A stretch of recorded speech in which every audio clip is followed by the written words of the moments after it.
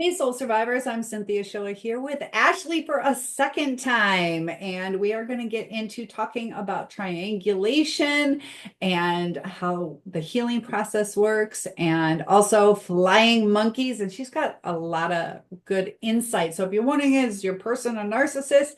These are some of the things that they do, some of the patterns that they have. So, Ashley, go ahead and tell us a little bit about yourself.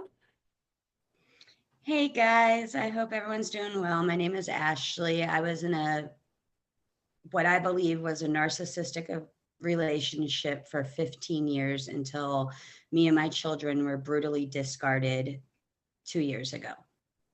And so you've been spreading awareness through what, TikTok? Yes, I'm on TikTok. I just started a YouTube channel. It's Survivor of Narcissistic Abuse, and it's also Ashley with two E's, '04. And you can also find me on Instagram. Awesome. So tell me a little bit about the triangulation that occurred with you. There were several different times that triangulation played into it. I didn't know that's what it was in the beginning. Like there were times where my old neighbor would ask for his help and I did not find it appropriate, and he would continue helping her. Well, Oh, it was a female. Is it because I was going to ask you why yeah. wasn't it appropriate? It was a female. Yes, she was a female, pretty nice, but since I am legally blind, I don't drive. So she was doing me a favor and taking my daughter to school, which is at the end of our street, and her son went to the same school. So in trades, I would go over there and like let her dogs out and stuff like that, just helping each other out. And I had just had it one time, and it seemed like it was every weekend, and the dogs would go in the house and I would feel obligated to clean it up and stuff. So I had come home and I was like, I'm done. Like, I can't do this no more. Well, my neighbor, instead of confronting me, she confronted him. And he was, prior to the phone call, he was agreeing, like saying, yeah, you shouldn't be doing this. You have an autoimmune condition. But then the minute she calls, he's like, oh, I don't know what her problem is and this and that. And at the end of our relationship, he did the same thing with one of his coworkers. When he disappeared for a week that January, I reached out to her and was like, hey, are you talking to my husband? And she was like, what are you talking about? Well, I had confronted him and let him know that I had reached out to her. Well, a couple of days later, he sends me a text, and well, no, he actually called me and he's like, oh my God, you wouldn't believe what I just did. And I'm like, what? And he's like, I just accidentally messaged my coworker calling her saying, good morning, beautiful, when it was meant for you. And I'm like, okay, that's a mistake, whatever. Like, it is Right. what it is. But what I found awkward was I went through his phone and he deleted that text.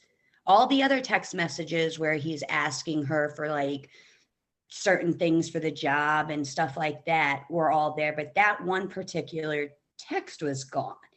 And And he was tells, it through a phone? Because I think on Messenger you can retract a message. yeah, no, it was through text message, and he would tell me, oh yeah, she says you're so jealous and you're insecure and all of this. And now that I look back, I'm like, was there even a text, or was he just saying that to me? Because he told me he reached out to our neighbor too and confronted her when there was never any message. Oh, so maybe sometimes they'll stir the pot to get you jealous. Oh yeah.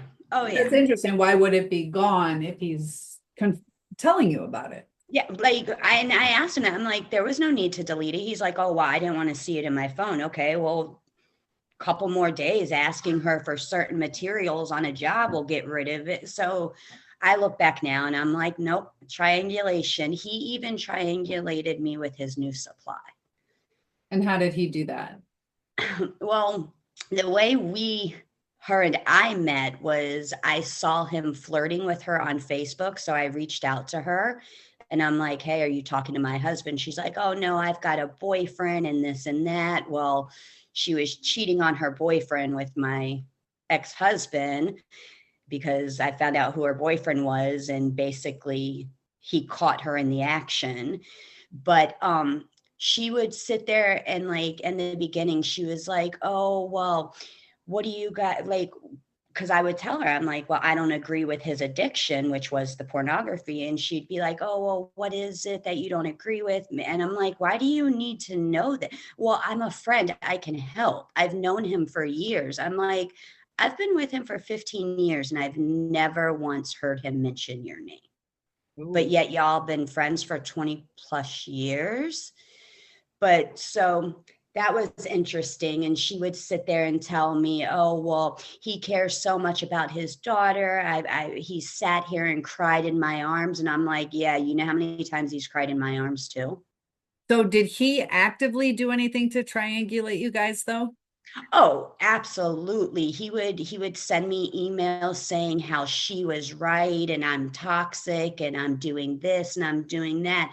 But the minute they break up, he sends my best friend a text saying how we were right and he apologizes. And Like everybody's right. It's like you're female, you're right.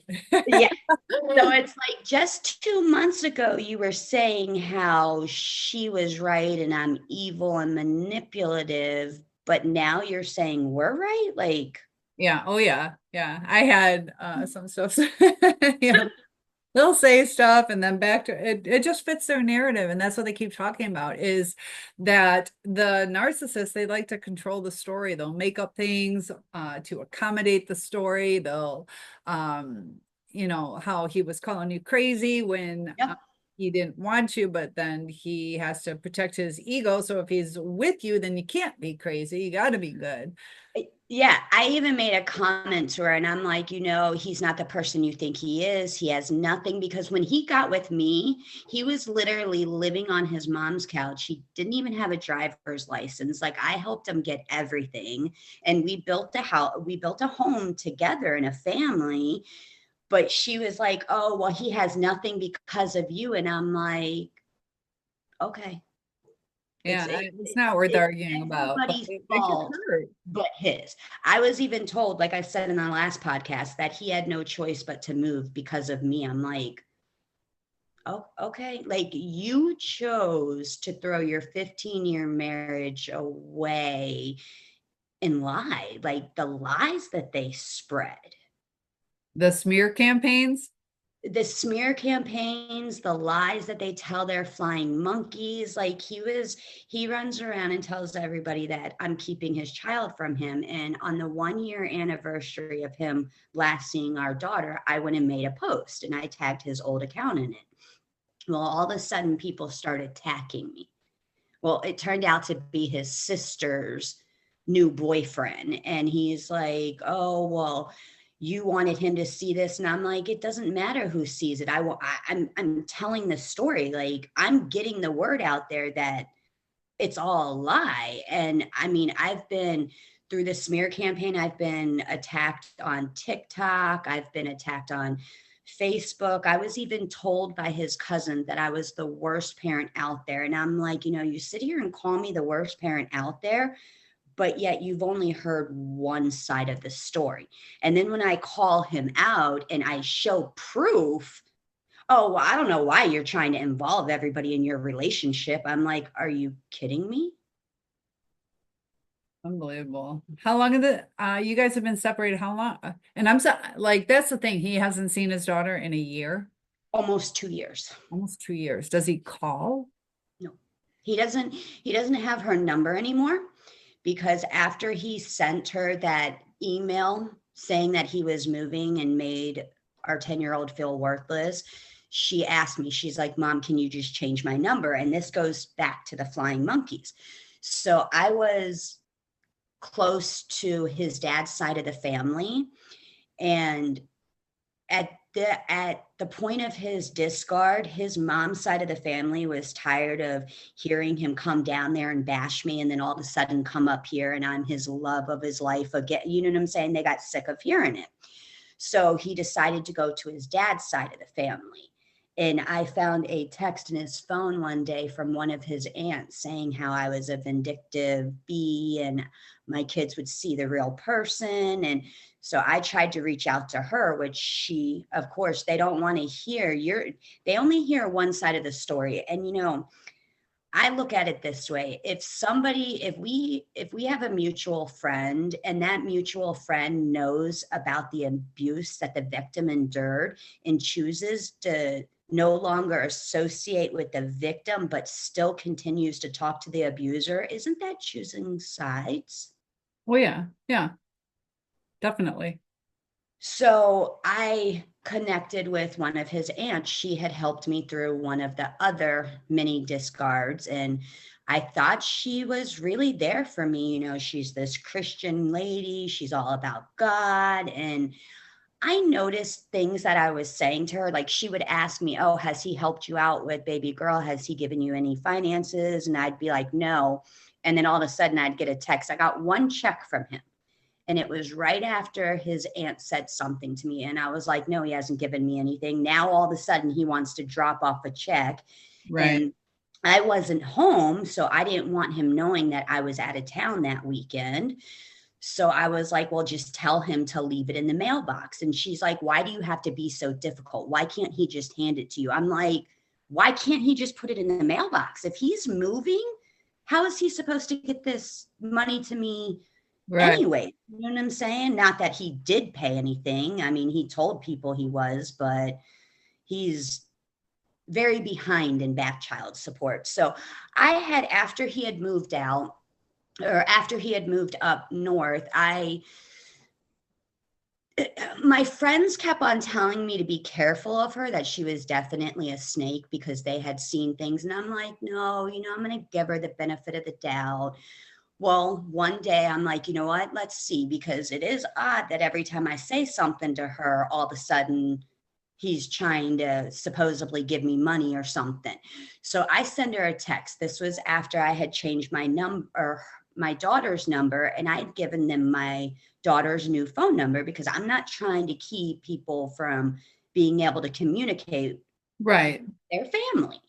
So I send her a text and I'm like, yeah, apparently I'm being blamed for him having to drive 2 hours to and from work.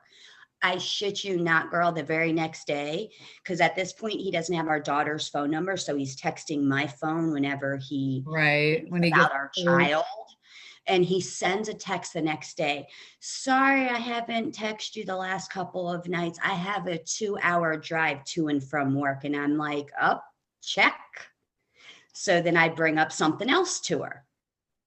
And she asked me in the text, she's like, so has he given you any money? I'm like, nope. She's like, I can't believe he sat in front of me and lied straight to my face. I mean, she even called him a narcissist Oh, several times. She's like, I'm done. I'm going to call him out, unlike anybody else. But then she goes and she's basically being a flying monkey. And so I tested her again. So I write her and I'm like, no, he hasn't given me.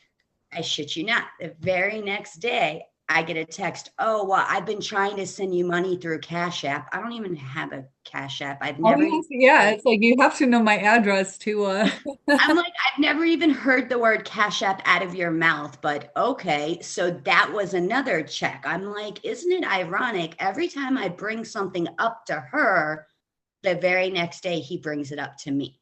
Yeah. So at that point, this was last November, I was like, I'm done. I had given him several chances to send text saying, hey, wanted to know the well-being of our daughter, blah, blah, blah. You know what I'm saying? Instead of Right. the same old text, I love you, I miss you, I hope to see you soon.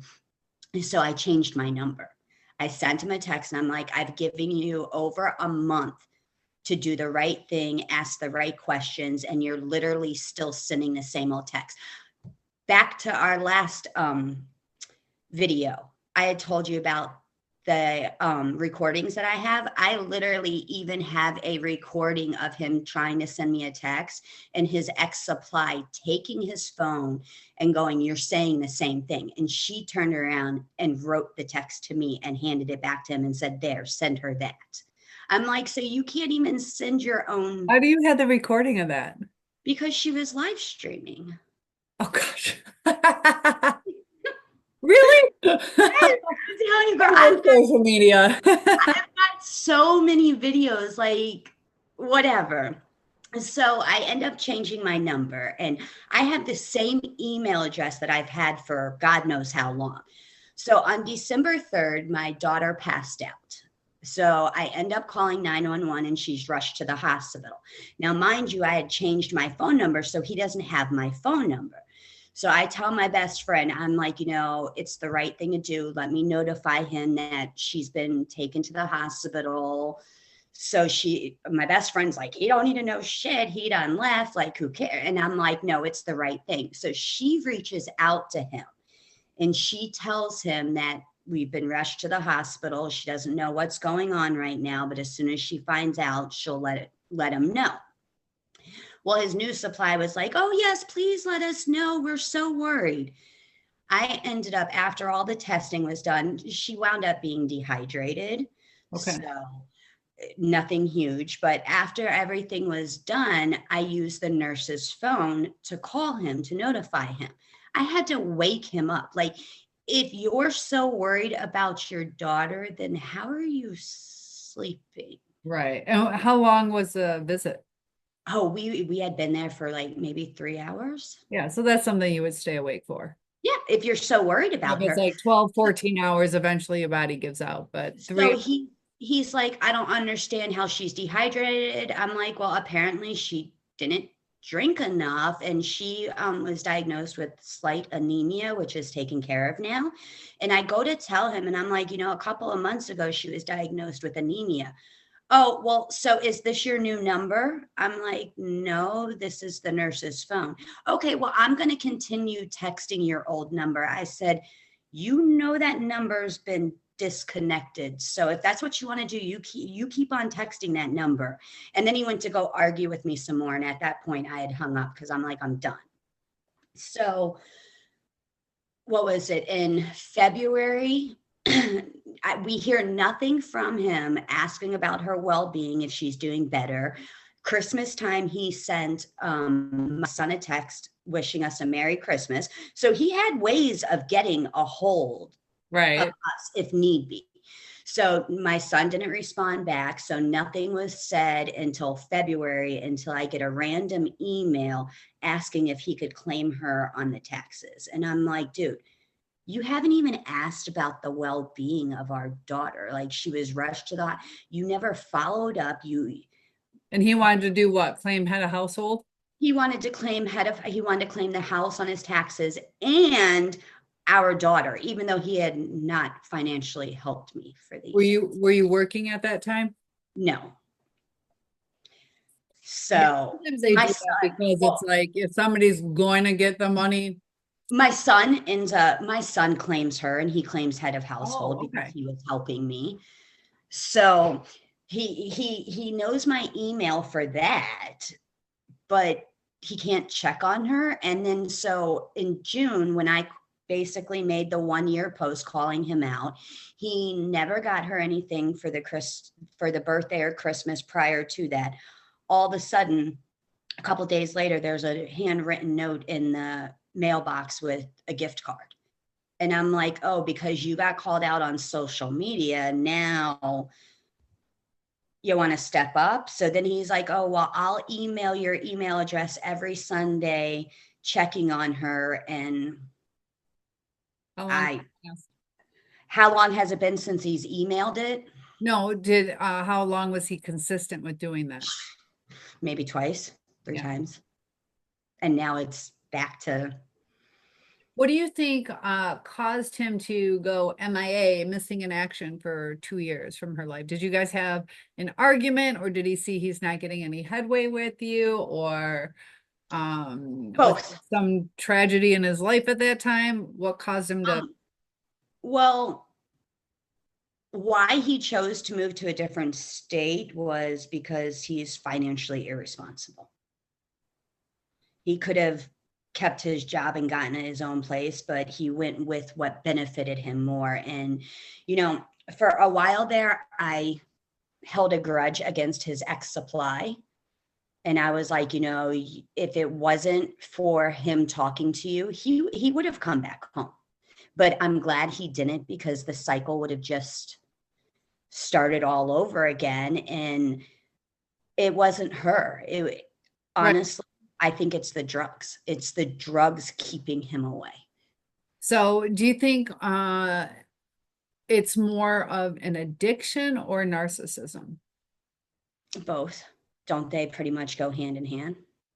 Yeah, as far as like a narcissistic personality disorder, they want for the diagnosis, they want you to be off the drugs and alcohol to really see. But yeah, the narcissistic tendencies, the childlike behaviors, the selfishness, and all that. Well, when we were together, my therapist tells me, she's like, Ash, I really think he was addicted. I think he was doing it behind your back all these years. Not as bad as he's doing it now. Because I let I me say the difference is if he stops the drugs and alcohol, there's a lot more hope because he's not yes. having those triggers. But if that's who he is, just like when people drink a little bit and they lose their inhibitions. Uh, Yes. I do believe like it is his pride. Like he knows what he did was wrong. that's And it. I think it's his pride keeping him away as well, but it's the drugs keeping his mind occupied. Right. And I look back and my girlfriend and she pulled out one of her old phones the other day and we were going through text messages. And I'm just like, how did I not see how he was mean and horrible during the relationship? But afterwards, like if you read some of these text messages that he sent me after the discard, I never thought somebody could be so mean and hateful and just I don't know. Right. And I think when it comes to our daughter, he I mean, how do you go back? There was one email that he wrote and he said, I'm a patient man and I'll wait for her. And I'm like, well, she owes you nothing. Like, she didn't walk out of your life. You walked out of hers. She doesn't owe you And anything. that's the thing though, is like you should be an active participant. Like right now, I'm sitting here in my house. I'm waiting for my husband. I don't think I'm going to find him. I got to get out there and start dating and all that. You Yes. have to be Yeah. an active participate a pater in your daughter's life. And I mean, you can't even be consistent with an email.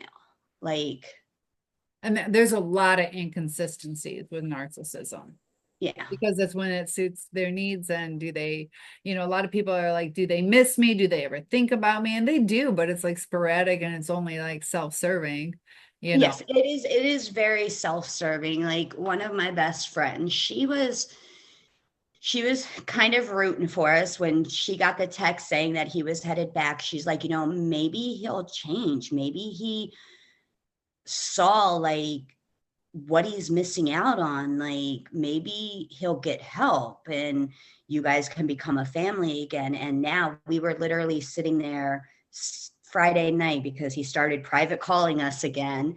But we were sitting there Friday night and she's like, Ash, I have never met a more selfish person in my life. She's like, he is just the way he speaks to you. All of it is horrible. Do you how is he when you set up boundaries? How does he Oh, handle? he crossed him. I actually set up what I did was I didn't want to see his emails coming to my email address anymore because I was getting anxiety. Like, I just want to be done. I know I can't be 100% done with him because we have a child together, but I wasn't going to take the manipulation because he would send emails and to our daughter and he'd be like, oh, I know I kissed a snake and made a mistake and I'm still your father and we share the same DNA. That makes it even worse what you That's what he did. said to your daughter? Yes. He even told our daughter that a heart doesn't stay broken forever. And I'm like, you're right. It doesn't stay broken forever, but that doesn't mean you have to let the person who broke it come back into your life. Right. And I think by her not, because she read the email, she saw these things and she's like, Mom, it's the same thing over and over. Like when he wrote her the happy birthday thing, he did put in that letter that he couldn't believe I had changed my number after 15 years. So Yeah, that, 'cause even in all these contacts, it's like slam Ashley, happy yes, birthday, slam Ashley. It's like the focus on one who you're talking the to. one thing our daughter said was, "Mom, he just took accountability." And I'm like, "Oh, yeah." So she sees, like, and he used to text her when she would express her feelings to him. He would write back and be like, "Well, I'm sorry, dad has a life too." No, your life is not sitting at your new girlfriend's house. It should be revolving around that child. And when we were looking back in the text messages, I had told you that he spent last Father's Day, well, the year before, with his new supply. Yeah. Going back even a year before that, he didn't even spend Father's Day with her because my best friend has a text that says, "Here it is, Father's Day," and he's off doing what he wants to do and not spending it with our daughter, even though she's the reason why he's a father. Right. But so I ended up sending him a message and I was like, I set her up her own personal email. If she wants to respond to your emails, she will. I don't want to see the bullshit anymore. So I set up the email. She read a couple of them. She responded back to him and was like, "I don't want to read these and I don't want to talk to you." And then she's like, "Mom, I don't want to see these anymore." So she's like, "Can you please delete it?" So I deleted it. Well, then the email started coming back to my email. And I was like, "Dude, I'm not going to have you sitting here manipulating me and bashing me and being so hateful."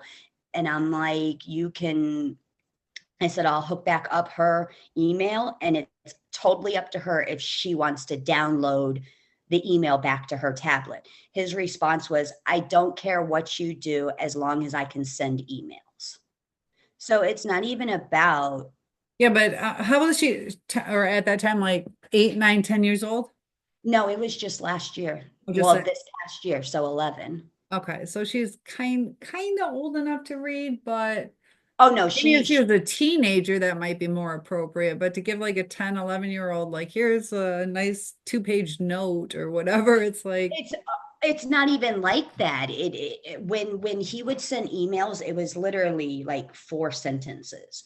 And one of the first emails he sent her, at the end of it, it kind of bothered me and I debated whether or not to let her see it because he's like, "You are the only thing I have worth living for." And I'm like, "Why would you put your life on your 11-year-old that, daughter?" Like, that's a big, heavy burden for her. And if anything ever happened, like if and you drank now and you're stuff, saying that she's the only thing worth living for, but yet you haven't seen her right. and you haven't even asked about her well-being, how she's doing in school or And the words don't match up to the actions.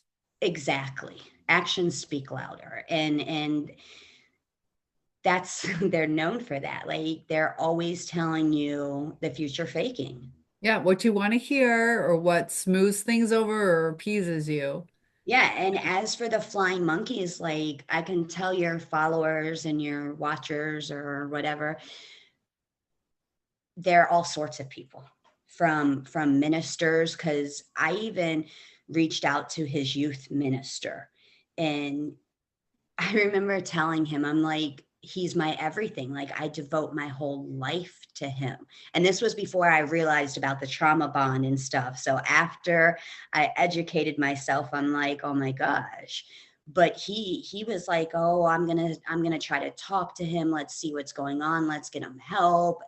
People in his family, I'm gonna talk to him. We're gonna get him help." Even his sister. Okay, so she was messaging back and forth with me while he was on the way to his new supplies house. "Oh, I don't know. Maybe I can talk to him and hopefully you guys can get back together." But yet commenting on his social media, "Oh, you do you, Bubba. Like, go have Right. fun." I'm like, "Are you kidding me?" Hmm. So I, There's so many chameleons out there that uh that's why, sometimes people are like, I wish I could read people's minds. No, no. I Um, even had a mutual friend who dated his cousin. and they share children together. I've tried to stay in contact with her. I've tried to be nice, but there's certain things that I have told her that he's brought up. And I'm like, okay, so anybody that has anything to do with him, I have completely cut off. Even people that are like, I love you both to death. I'm not going to take sides. But then I reach out to him and I'm like, hey, how you doing? And I hear nothing back. But then they're all over there hanging out with my ex. And I'm like, you guys are choosing sides. So you know what? Yeah. See ya.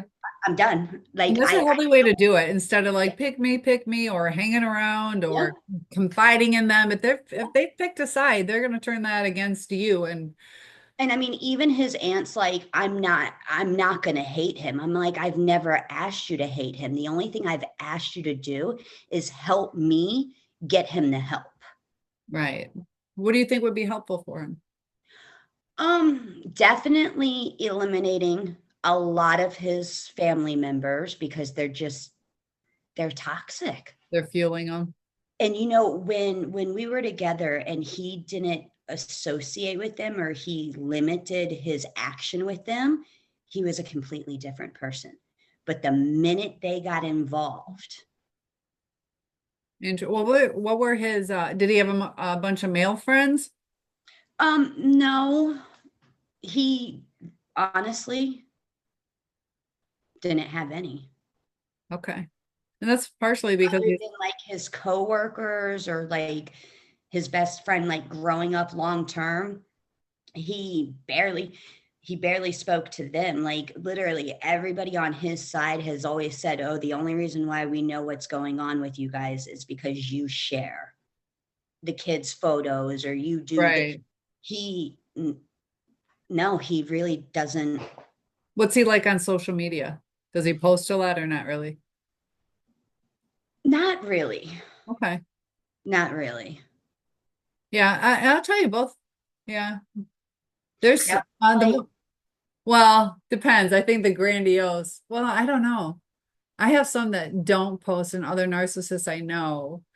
One posts like crazy. It's like after I heard after him and his new supply split up, he was posting all sorts of stuff about narcissism, and supposedly it's all been taken down too. Even the post where he said he couldn't wait to experience this, take this new journey with her. And I'm like, yeah, where'd it get you? Like you, I'm not saying like I'm woohoo, but that man came home every night to a clean house. Every meal was hot. I would literally serve him. He'd sit on the couch and I'd call him to the table and his plate would be set with a well, drink. you said one thing that stood out is I dedicated my life to him. I did. And you said it at the same time you were talking about church and to my spiritual people.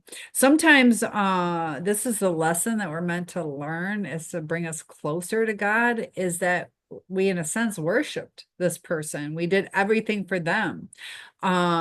We gave them the control over our lives. We wanted them to fix things. We bring the problem and we didn't necessarily set up the boundaries the right way or walk away when we should have. And I do think that part of this is that lesson to rely on God. God's trying to bring us closer to him. And you know what's funny? Like I said, Hey, Kate.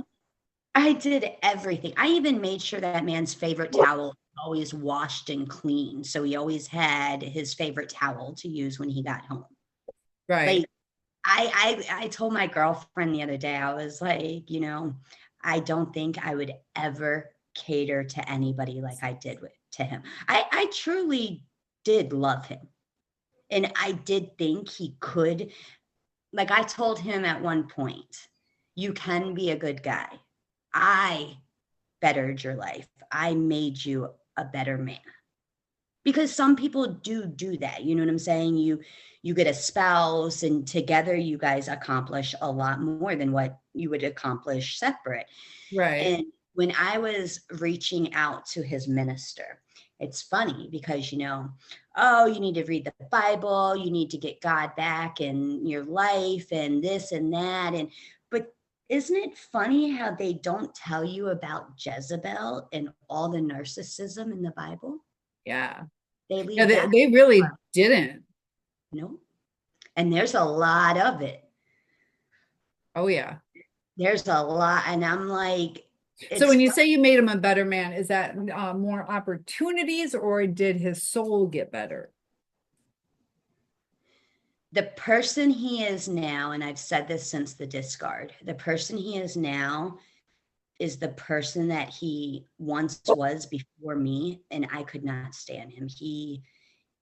If I let you read some of these text messages, you would be like, girl, Yeah. what the hell's wrong with you? Yeah, some narcissists are extreme. And He is so just his words. And then the dog whistling, where people don't realize like they're talking shit, but you know they're talking shit. right. So Yeah.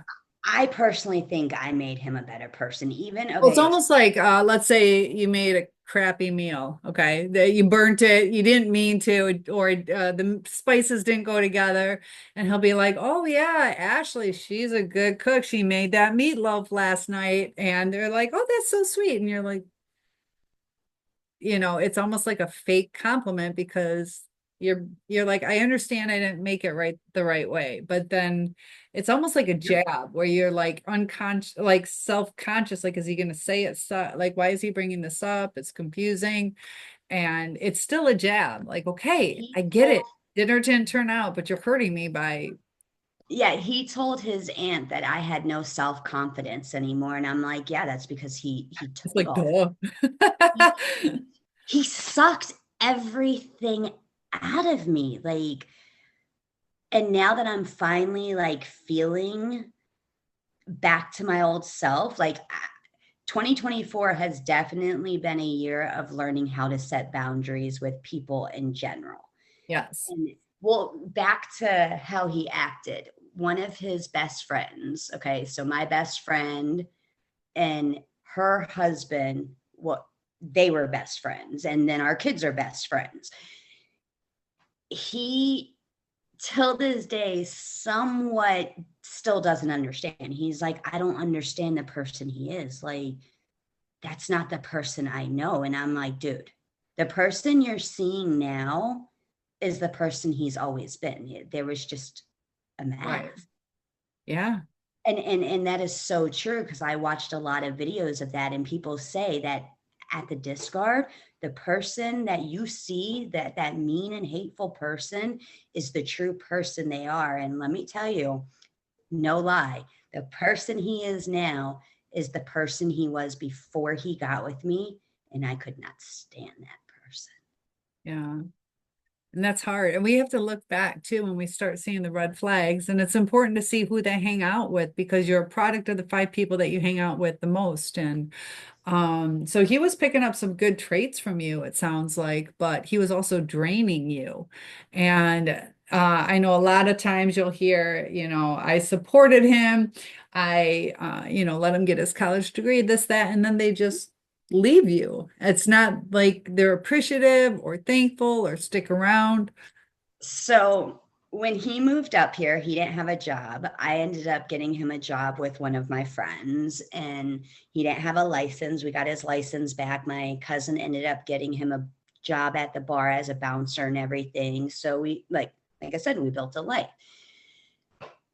We ended up getting our own apartment because when he moved up here, I was living with my aunt.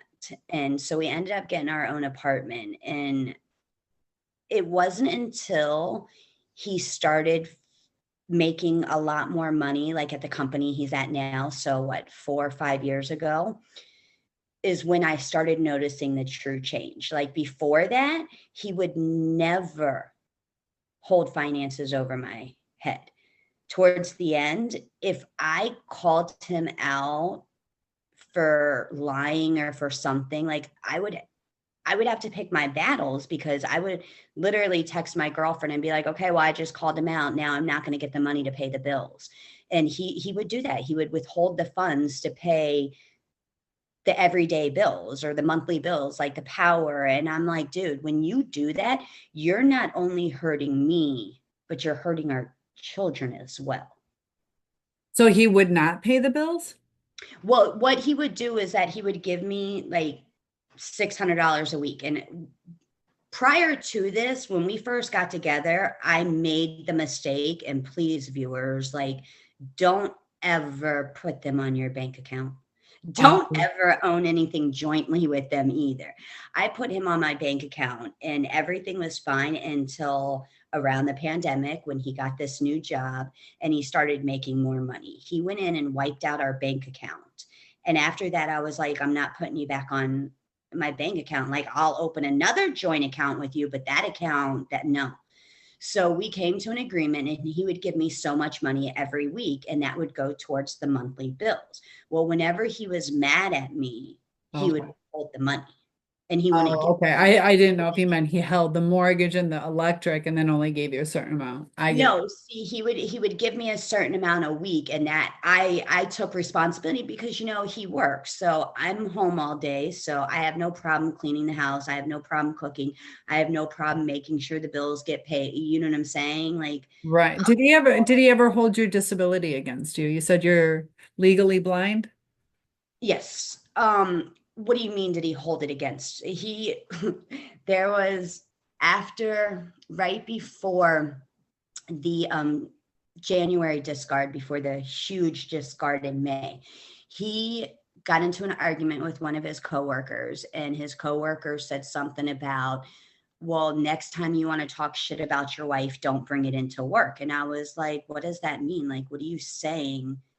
And then along came the employee that he tried to triangulate me with. Well, he wanted me to go to his Christmas party with him that year. And I really didn't want to, because I had known, like, for this guy to be saying, don't be coming up here whining about your wife next time you guys fight. That tells me right there that he's going in and talking shit about me.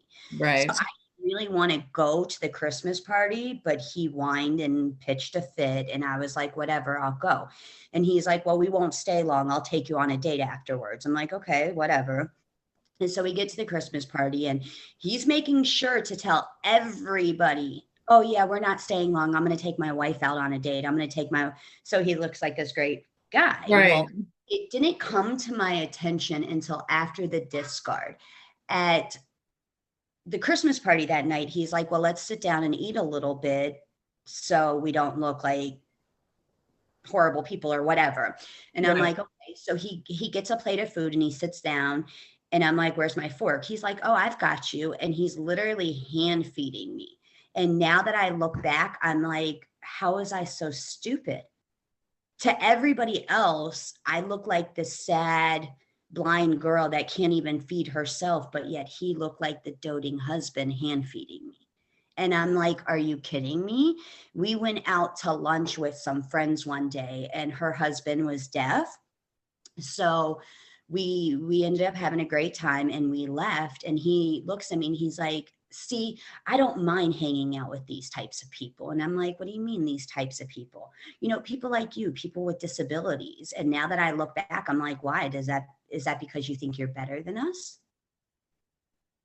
Yeah. Interesting statement. Yeah. Because I it don't know. almost like he had a realization like, oh, they're not Because they're you not have that bad. yeah, you have no problem treating me as I am blind. You have no problem with that at work, like holding my arm, making sure I don't trip, looking like the doting husband. But during the smear campaign, you have the balls to run around and say she's not blind. So which one is it? Do you want the credit for being? Right. And that's what this So he blind, said you're not blind? huh? He's saying that you're not blind? Yeah. He told his aunt that I was basically lying about being blind, and I'm like, are you kidding me? No, And you live the life of somebody that's what visually impaired. You're she not had just driving, spent. you're not. She had just spent the weekend with me, and she's like, Ashley, I can tell you're blind. Like, for him, and I'm like, why would he say that? Like, no wonder his family thinks I'm lazy if I'm pretending to be blind. Like, everything makes sense now. Right. But I mean, the truth always comes to light, right? Oh yeah. Oh yeah. And Karma. karma does come back around, trust It me. does. It does. Well, listen, Ashley, I would love to do another podcast with you in the future. I have a dinner party that I got to get ready for. But I love hearing your stories. And if you could tell one person about what was the best healing advice that you can think of? Well, we'll do another one on the healing journey because there's so much to it.